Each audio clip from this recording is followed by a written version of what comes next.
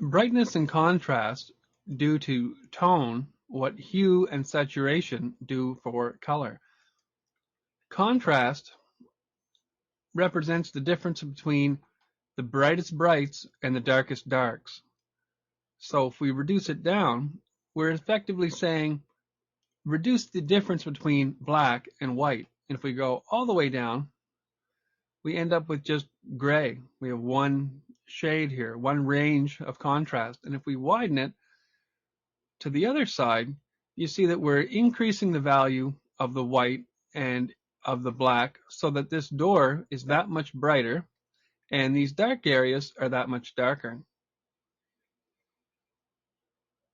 Brightness, on the other hand, impacts more or less the average whiteness or blackness of the picture. If we brighten it up, we create this sun damaged look where we get a faded effect.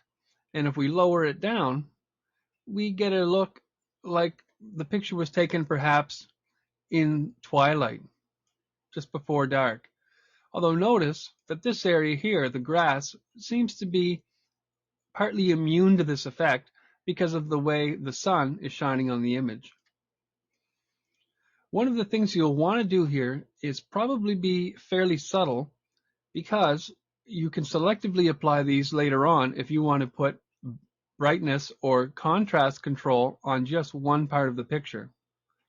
But if we do reduce these down a bit, we get an effect here where we might think that the film quality isn't as high or the camera isn't as good, and we don't capture quite the full range of tones. So let's say OK, and we'll compare this to the original. And you can see that this one is effectively just darkened down and dulled out a little bit.